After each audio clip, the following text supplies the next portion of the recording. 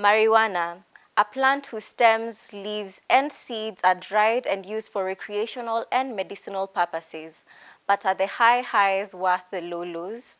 Welcome to Focus on Health, a show on all matters health, wellness, and lifestyle. I am your host, Joy Bofenda, and joining us today is Kinya Nina Gitonga, a psychologist who's going to delve into this conversation with us. But before then, take a look at the health updates.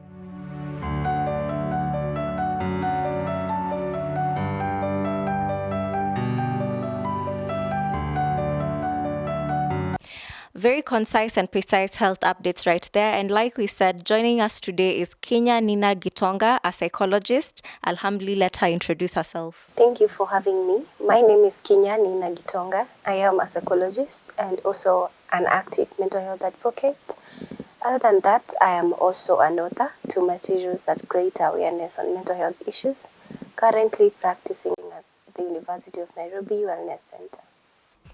So maybe you can explain to us what exactly is marijuana and what does it do to the brain? Alright, when you look at marijuana, it's a drug just like any other. It's most commonly known as cannabis or weed.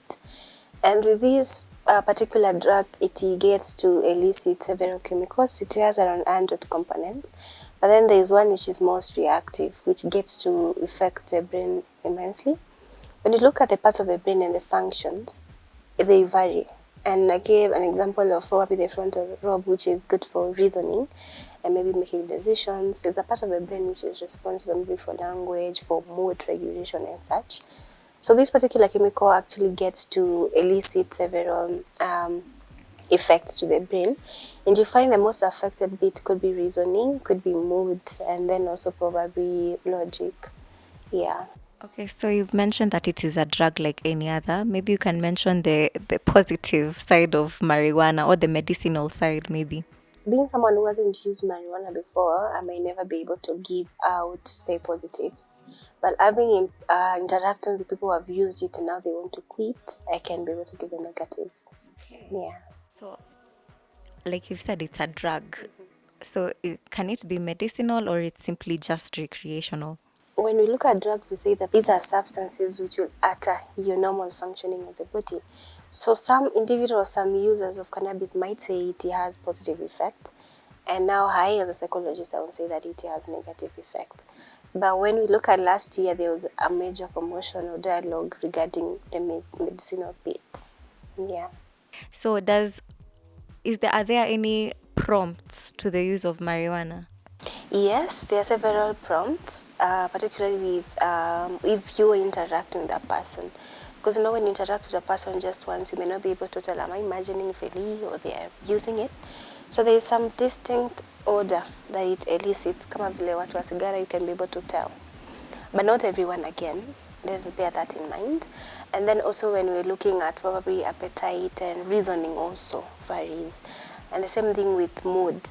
It also could be a telltale sign because it's a drug and it will affect your normal functioning of the body. So if you have someone who's under influence and someone who isn't, you can be able to tell. And then one of the things that people commonly check is the eyes, where we're looking at the reddening of the eyes. But also there's a myth, particularly in the rural areas where tunaambiwa watu wa bangi wapendi chai moto. Yeah, could be one of the myths. So, as a psychologist, how best can you manage a person who is on marijuana? One of the things, not only in marijuana use, but which cuts across an array of mental health illnesses, is acceptance. Because when someone is able to accept that I have a problem with this, they're actually able to own up responsibility and work towards the journey of recovery. Because mostly if you walk into a counseling room, majority of them continue to chap a story too. Because we do not advise you, facilitating you to come up with ideas and solutions which can lead to change. So if someone hasn't accepted, even if you give them 100 strategies, they may never try. And with counseling now, strategies vary from one person to the next. Maybe if this works for you, it may not work for me. So if my client doesn't implement the strategies we came up with, there might be no change. Because if I ask them, did it work? I say, yes, it worked. Now I want to believe it has worked. So when it comes to management, it's very important that people own up responsibility and accept. And I normally say that particularly the young people who are facing this issue, They might feel stigmatized. Now, if I tell my mom I'm battling with marijuana addiction, what will she think about me? So I try to make them understand that as you're adulting, everyone is working on something. Maybe someone is working on communication, someone could be working on effective probably communication or probably conflict resolution, and you're here working on addiction. So it doesn't put you aside much. I do not need to call my cheese in the okuje for therapy, not really. So now that you've mentioned psychosis, is there a link between marijuana use and spiritual psychosis? Yeah, when it comes to psychology, we don't lean much on the religious aspect. So when we're looking at people saying, oh, I had things, or I saw this and this, or I saw an eagle in the sky, or maybe we have stories za jaba, vile atajenga hii, atafanya hivi. So for us, we do not look at it from the spiritual aspect. We want to assess and see maybe your history when it comes to social history, your religion and such. We also get to look at the effect of marijuana now, which one of it could be losing touch with reality. And now that calls for delusions and there's hallucinations. When someone can tell me that when I was sleeping, I heard this and this, or I can smell this and that, or I can hear people talking to me, or I can see things. To them, they can really actually see it, but you yourself, you weren't, because they have lost some touch with reality. But it doesn't say that that's a very end for them. Mental health illnesses or marijuana use or any other addiction can be manageable and treated. So also just relating on the side of psychosis, how long can psychosis last when using marijuana? It varies from one person to the next. And one of the questions that I ask people is, when you give a child the bike, the tricycle bike, they have the training wheels now, you remove them. There's a child who will know how to train with that bike in 3 days. There's someone who take 3 weeks. There's someone who take 3 months. And there's someone who will never do anything about it. The same thing with marijuana use or any other mental health illnesses. It depends with the person's willingness to work on things, because there are triggers or there are causative factors, and now you need to get to the root cause and see this is what placed them in this place, and this is what I'm going to do about it. Otherwise, if you don't address the root causes, there could be relapse or reoccurrence of such. So is there a link between marijuana use and conditions such as schizophrenia? Yes, there is, and that's where we looked at a comorbidity or co-occurrence of mental health illnesses. Particularly when we're looking at schizophrenia, we're looking at anxiety and also stress management. They could be somehow interrelated or interlinked. So it's very important for a caregiver, as you're attending to this person, you not only be centered on this. Because now if you're assisting them to withdraw from marijuana, how is it that, how are they now relating? Because there's someone who used it to feel confident. Now, if they're not using it, they're having issues with anxiety. So you need to find out what caused them to use. Because then if it's a stressor, someone could use it in order to tackle some certain stress. So if you tell them to quit without actually equipping them with coping skills or maybe ways of managing stress, you're not doing them good. So maybe you can also mention for us the short-term effects and the long-term effects of marijuana use. All right, so when you're looking at the short-term effect, there's what we call pleasure, maybe pleasurable moments, whereby someone feels, remember it elicits dopamine and at times maybe oxytocin, which we could just call them feel-good hormones in layman's language. So it's more of also doing something that you love doing. Maybe you love singing. After singing, you just feel you're so good, you're happy. That's the hormone that is produced. So that could be short-term. And then maybe also where someone is feeling high, they're just okay at that particular moment. But then they could be now, maybe the next day, there could be issues with finances. Maybe it was an issue they were having, they still haven't solved it. But long term now, you could get addicted. There could be issues with work, communication, family, finances, and then also predisposition to other mental health related illnesses. So how does someone now decide, let me go for rehab? Because other people don't go for rehab. So at what point do people now decide, let me go for rehab, this is getting out of control? If someone is self-aware, they can actually be able to tell that now I need assistance. But a lot of them will shy away, and then the stigma makes it very difficult. But with a supportive cycle of family, it's easier, because these people will make you feel that you're loved. Having this condition doesn't mean that you're not one of us again. And that is why I tell parents, let your home be a safe haven. So that if your child comes one day and they tell you, I went to campus and I was introduced to drugs, I'm using them and I feel I need assistance, you're not able to judge them like, what did you see doing it here? What is wrong with you? Instead, you validate them, and in as much as you're not understanding, you can imagine what they are feeling. And particularly communicating when someone has a mental health disorder, it isn't easy. So let us not judge them, stigmatize them, or push them away. Instead, validate them and be there for them. Yeah. And how exactly does the family aspect bring about addiction to marijuana? Because we've also noted some very strict families tend to have more children engaging in marijuana use or even other substances. So, how best can the family raise children for them to be aware of these substances and not to use them? So when you're looking at family, it's very crucial in a child's development, and mostly when you're looking at mental health related illnesses, we also look at your upbringing because it really is a major thing. Majority of the things that young adults or teenagers are battling with, they started with the way when they were growing up. They could be trauma, they could be abuse, neglect, and now that they are grown up, they also feel pushed. I can't talk to my mom, I can't talk to my dad. Now that we're in June, and we're looking at men's mental health awareness, that is where we are seeing that 60 to 70% of men are into drugs because of their relationship with their father. That is not me saying it's research. It was actually publicized in some magazine. So as a family, let us be present, because as a parent, they can provide material things and that's just it.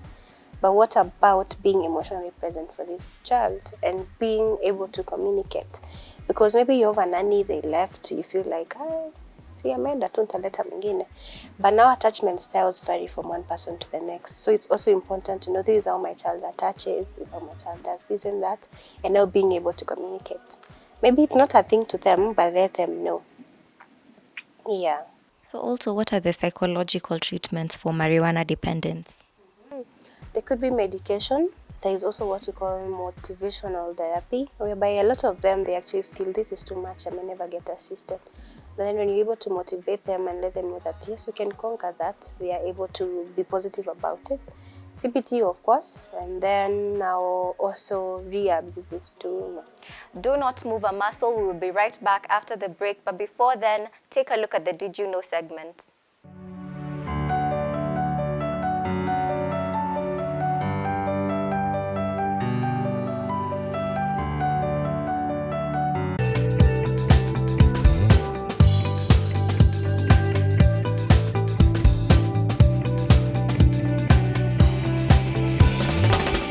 Welcome back, and like we said, we have Kenya Nina Gitonga, a psychologist who's taking us through marijuana addiction.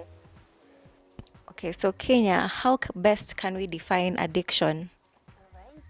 So when we're looking at addiction, it could be relative, but basically addiction is the response. There are times could be that an individual actually experiences, particularly when we're looking at addictive substances or behavior.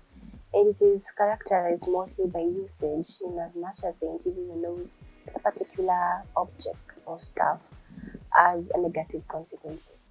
Okay, so how best can we define or differentiate between physical addiction and psychological addiction? So when we're looking at physical and psychological, just as the name states, physical, these are addictions that tend to affect or harm the body.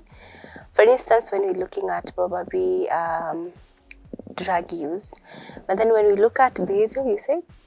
Yeah. Psychological. Psychological now, this is addiction that at times get to affect probably the mind and such.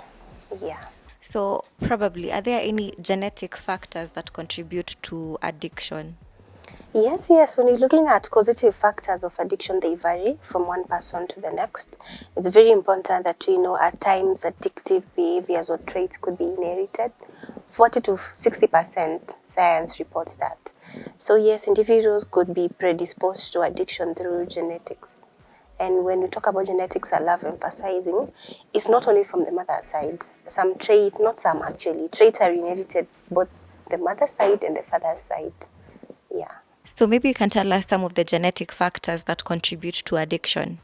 All right. When you're looking at factors that could lead to addiction, there are several. And yes, research shows that 40 to 60% of addicts, they are predisposed to addiction genetically. And when you're looking at the subject of addiction, I love emphasizing that with genetics, it is not only inherited from the mother side, also from the father side. Because majority of the relatives, you might hear them say, hiyo ni pande ya mama yake. But even the father side traits can be inherited. Okay, so also, what is the role of dopamine in addiction? All right, so when we look at the body, it has several chemicals. And when we're looking at addiction, basically it elicits a chemical that is dopamine. And not only addiction, because with addiction, maybe we're looking at drugs, we're looking at behaviors, but also using your phone, doing things that you love. Basically, they just sort of elicit that chemical. So when it is elicited, a lot of individuals might now want or to indulge in that particular behavior or activity several times in order to elicit the behavior, the chemical, sorry, because it just makes you feel good. We can just call it a feel good hormone. So so does the environment play a factor in addiction? Yes, it does, because when you're looking at causative factors of addiction, they could be genetics, as we said. There is environment, maybe where a child is brought up. For instance, if a child is brought up in a family or an environment that doesn't relate addictive substances or maybe behaviors that could lead to addiction, this child has a low possibility of gearing into addiction. And then we look at a child who has grown up in a community where probably these substances are readily available. It isn't a big thing. There's a higher possibility or chance that they could also get addicted. But then also we're looking at probably the socio-economical factors. There could be peer pressure, and then also some things, maybe when you're looking at the social factors that could lead to addiction, maybe now the family setup, where there could be trauma, the child was growing up, there could be conflict, there could be abuse, neglect. These are things that parents don't take them heavily, but they are not that much light, because maybe a parent might say that I'm the one who's arguing with the father. How does it affect my child? Not knowing that either if it was emotional abuse with your partner or verbal or whatever sort of abuse, it could affect this child directly or indirectly. So how exactly does that prompt the child to start being an addict? All right, so when you're looking at addiction, it just doesn't happen one day. There's what we call an addictive cycle, whereby we're looking, majority of them actually, it's just one use. They just want probably the peer pressure, curiosity to just try and see. And maybe they tried and they felt, I'm feeling good. So tomorrow they want to try again. So that is where we're looking at the aspect of tolerance, whereby kuna mwenye atasema mimi nikikunywa tot moja nasikia tu kuongeza nyingine. So tomorrow they've used to today, tomorrow they may want 3 so that they can feel, higher than they used previously. So that is tolerance. And then from tolerance, now someone walks down the addiction road, whereby now if hajatoa lock, they feel they are not really okay, or maybe their day is messed up here and there.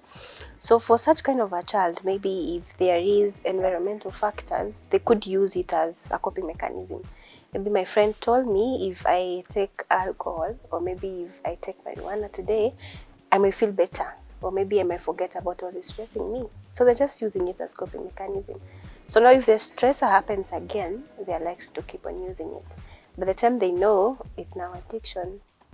So also you've mentioned the concept of tolerance. Could you please explain what exactly tolerance is? So when we're looking at tolerance by use of a layman's language, this is when we are seeing probably to the young people, mwenye atasema leo nimepiga shot moja, I don't feel good much, and need to increase probably 1 and 2. This means that the body doesn't elicit maybe they feel good almost at that particular time, or maybe the use of that particular substance isn't pleasurable, so they need to increase the dosage or probably whatever they were doing so that they can feel better.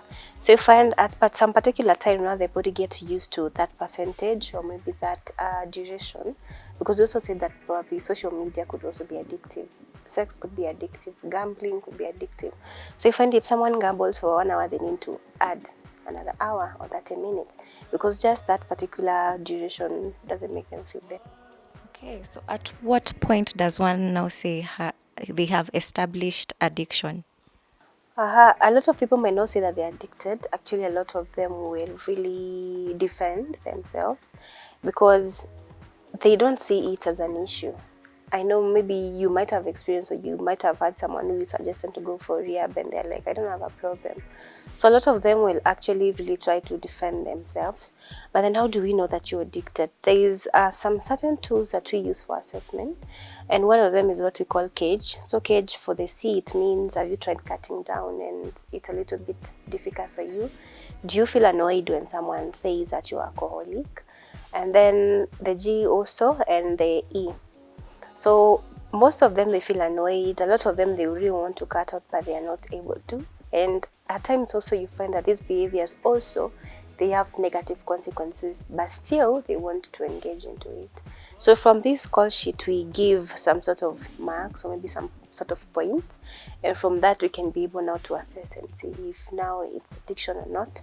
But then basically also there's withdrawal symptoms, whereby at times if one quits alcohol, you find a lot of them, they have cravings. Maybe they badly want it. Tukimpatia kadogo tu, they just good now. And when it's too much, there's what we call ataxia, whereby someone just shakes. They can't hold into anything or do anything unless they have taken some amount of alcohol. And then again, if someone hasn't taken it, they are quite irritable. They might forget easily. Some of them experience headaches, nausea, and some could feel as if they have insect walking around their skin, where in real sense there isn't. At what point should they start seeking rehab? When we're looking at mental health related illnesses, we do not say it's a problem until it starts affecting your day-to-day routines, how you interact with people, friends, and maybe also your relationship with other people. Because basically when you look at mental health, you say mental health looks into 3 spheres, that is emotional, social, and psychological. So social, that's when something starts interfering with how you relate with people. Psychological now is well-being, your mind and everything. And then emotional now, it's your moods. As I mentioned, there could be irritability. So if you see that amongst 3 spheres, there is some, it's being affected in one way or the other, it's the high time that you seek assistance. So, how do people cope with the triggers for addiction, maybe alcohol or marijuana use? Or a lot of them actually, they may want to increase the dosage, because if I used 10 ml and I'm not feeling good, I want to now add probably to 50 ml so that I can feel better. No knowing that now an increment of the same could lead to devastating issues. But it's important that we learn to be self-aware, so that if someone says that I feel you're doing this and this, you're not quick to defend, but you can actually sit down and self-reflect and see, is it true what they said or it isn't? So, if a person has been in rehab and is out of rehab, now they are more exposed to the cues. How are they able to withstand that temptation? It depends with the rehabs, because right now we're looking at rehabs which are rehabs and rehabs which aren't, maybe because of the want of money and such. But for rehabs, it's important that you have an exit plan for your client, because you might imagine when this client came in, they didn't have work and they're not changing the environment. They're going back to the environment where they began drug use. So what is it that you as a facility are going to do to facilitate a smooth transition for this person? And then family also and society, they have a role in assisting these people, because there's what we call relapse. Relapse is whereby, yes, you've been in rehab for 3 months, but you go out there and start using alcohol. And then also the individual has a key role in trying to ensure that they don't get into substance use again, by now identifying their triggers. If it's my friends who used to ask me out and they buy me alcohol, am I ready to change friends? If it's the environment, am I willing to change the environment? If most of my triggers was negative coping mechanisms, if I'm stressed or anything, now what is it that I'm going to do about it? When you find a lot of them, they're like, no, I'll be fine. If my friend asks me out, I'll say no. For ladies, it's easier to say no, unlike men, because these are your friends and you grew up with them. So saying no to them sounds a bit cliche. Okay, so is there any predisposition of females getting more addicted as compared to males, or the opposite? Um, for men, I think they have a higher tolerance. Hata utasikia mimi ni tanka, nikinywa sisiki chochote. But for females, they have a low tolerance of alcohol. But then when you're looking at addiction, really, there isn't much of a percentage, because it depends with several factors. Because if a female uses alcohol more than a male, then they are likely to get addicted faster. And then also intensity. with whatever that you're doing, maybe with that particular substance. Bearing in mind that we said addiction isn't drugs alone. There could be gambling, there could be social media, there could be sex and other things that are addictive. And then the funny bit is that the brain isn't able to tell that this is alcohol. So you find most of the consequences are almost alike. Very interesting conversation, and like we've said, addiction is not merely substance use. It can be social media or even gambling. I have been your host, Joy Bofenda, and until next time, stay safe, stay healthy, and live with the Healthy You segment.